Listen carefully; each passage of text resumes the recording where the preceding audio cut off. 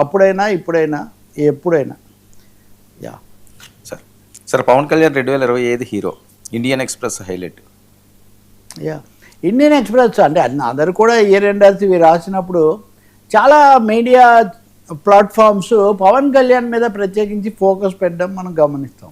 నేను Indian express అని ఎందుకంటే వాళ్ళు కొంచెం దాని వివరంగా పవన్ కళ్యాణ్ పాత్ర అన్నది 2025లో ఎవరినైనా చెప్పాలి అనుకుంటే ఏపీ పాలిటిక్స్లో కూటమి ప్రభుత్వానికి అతి కీలకమైన పాత్ర పవన్ కళ్యాణ్ది అనే మాట చాలా వివరంగా ఇదిగోండి వాళ్ళు చాలా వివరంగా రాసుకొచ్చారు. దీనికి పవన్ కళ్యాణ్ ఏ విధంగా చాలా జాగ్రత్తగా తన పాత్రను నిర్మించుకుంటూ వచ్చాడు, ఒక విధంగా కూటమికి ఆయన ఒక మూల స్తంభంలాగా తయారయ్యాడు. And is the main defender of the front NDA. ఎందుకంటే తెలుగుదేశం పార్టీకి చాలా ఎక్కువ స్థానాలు ఇవన్నీ ఉన్నప్పటికీ కూడా మెయిన్గా డిఫెండ్ చేసే డిఫెండర్గా తయారైన మటుకు పవన్ కళ్యాణే. ఆయనకు కావాల్సినటువంటి గ్లామరు, ఆ పాపులారిటీ, ఆ ఫోకస్ ఇవన్నీ ఉండడం వల్ల ఆయన నెమ్మదిగా ఎవరేమన్నా కానీ నిలదొక్కుంటూ సైలెంట్గా వెళ్ళిపోయాడు. అందులో మీకు తెలుసు ఆయన త్రిముఖ వ్యూహం అని, షణ్ముఖ వ్యూహం అనేది చెప్పాడు. వీళ్ళు కూడా చెప్తున్నారు ఒక విధమైన త్రిముఖ వ్యూహం ఆయన అనుసరిస్తూ వచ్చారు. ఒకటేమో పాలనా యంత్రాంగం మీద పట్టు పెంచుకోవటము, దానికోసం తన పథకాలు ఇవన్నీ చేయటము, కేటాయింపులు చేయటము, గ్రామీణ రోడ్లు, పంచాయతీలు ఒక 10,000 చోట్ల గ్రామ సభలు జరపటము, గిరిజన గ్రామాల మీద కొన్ని చేయటం, ఇట్లాంటివి ఆయన కొన్ని చేశారు. రెండోది ప్రభుత్వ పరంగానే కానీ వ్యక్తిగత స్థాయిలో కూడా తను చేయగలిగిన ఒక టైం 35 రోజుల్లో చేస్తాను, 40 రోజుల్లో చేస్తానని ఒక డెడ్ లైన్ పెట్టుకుని ఆ డెడ్ లైన్లోకి వెళ్ళి మన శంకర గుప్తా నీటి పథకం కానీ ఇంకోటి కానీ ఇవన్నీ ఇవి ఏదో యాదృచ్ఛికం కాదు. Pawan Kalyan want to prove himself. అంటే నేను కొంచెం డిఫరెంట్ మిగతా వాళ్ళకంటే. ఆయన సనాతనవాదం మీద భిన్నాభిప్రాయాలు చాలామందికి ఉన్నాయి, అది ఒక చర్చ. కానీ అది కూడా ఆయన నిలదొక్కునే ప్రయత్నం అనే తెలుగుదేశం నుంచి తేడాగా చూపించాలంటే స్వతహాగా ఆయన భక్తుడు, అందులో కొండగడ్డ ఆంజనేయ స్వామి భక్తుడు. సో ఆ భక్తి అనేది అట్లా ఉంచి ప్రజలకు పాలనకు సంబంధించి కూడా ముద్ర వేయాలి. ఎంతసేపటికి ఏదో ఆకర్షణతో వచ్చాను, ఆధిపత్యం అధికారంలోకి వచ్చాను అన్నది కాదు. నాకు శ్రద్ధ ఉంది, ప్రజల పట్ల నాకు కన్సర్న్ ఉంది, అది వ్యక్తిగతంగా పాలనాపరంగా నేను చూపిస్తానని చెప్పడానికే చాలా సమీక్షలు జరిపారు. మామూలు కొత్తగా వచ్చిన వాళ్ళు ఈ స్థాయిలో చేయరు.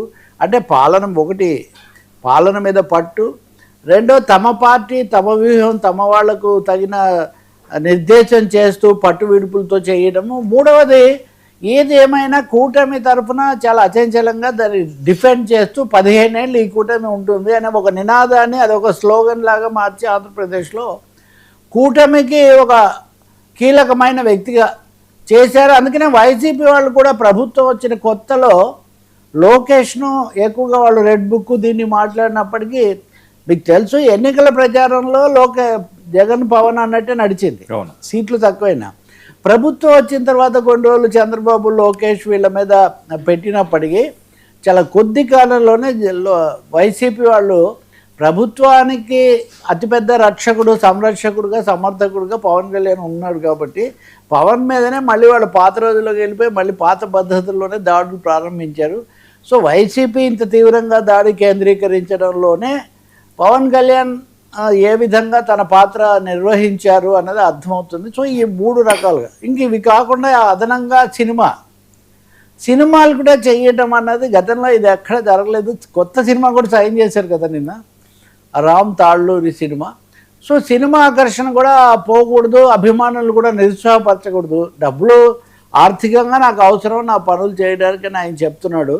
రెండోది ఆకర్షణ ఎట్లాగో ఉంటుంది. కానీ మూడోది కీలకమైనది తన సామాజిక పునాది, తన అభిమానులు తనకు దూరం కాకూడదంటే తను తెర మీద కూడా కనిపిస్తూ ఉండాలి అని, దాన్ని కూడా ఆ భారం కూడా మోయడానికి వీలుగా ఆయన అంటే తన షెడ్యూల్ను ఈ 3-4 అంశాలు దృష్టిలో పెట్టుకొని రూపొందించుకోవడం వల్లనే 2025ను ఎవరినైనా ఏపీలో చెప్పాల్సి వస్తే the year belongs to Pawan Kalyan.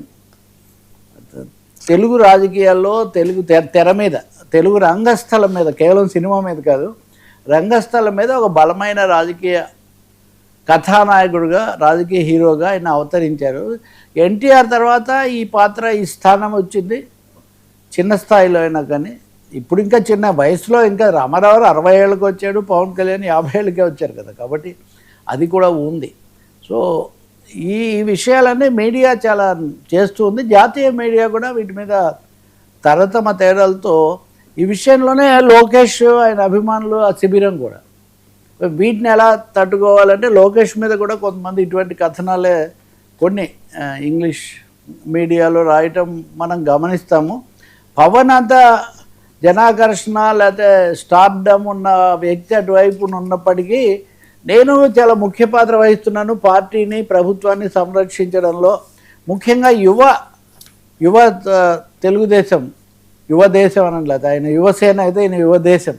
ఈ యువదేశం అనేదాన్ని నిలబెట్టుకోవడంలో లోకేష్ తన పాత్ర తాను నిర్వహించాడు.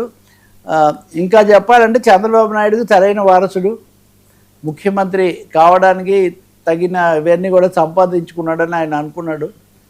ఆయన ఆ విధమైన అభిప్రాయం అందరూ అనుకునేలా చేశాడు అన్నది ఒకటి కనిపిస్తుంది. దాన్ని కూడా కొంత ఇచ్చిన as a said man of the match అంటారు కదా. So man of the year, political man of the year ఎవరంటే పవన్ కళ్యాణ్. విమర్శలు ప్రశంసలన్నీ ఆయన చుట్టే తిరుగుతున్నాయి. సార్ విశాఖపైనే కార్పొరేట్ ఫోకస్, అమరావతి 2 వస్తాం.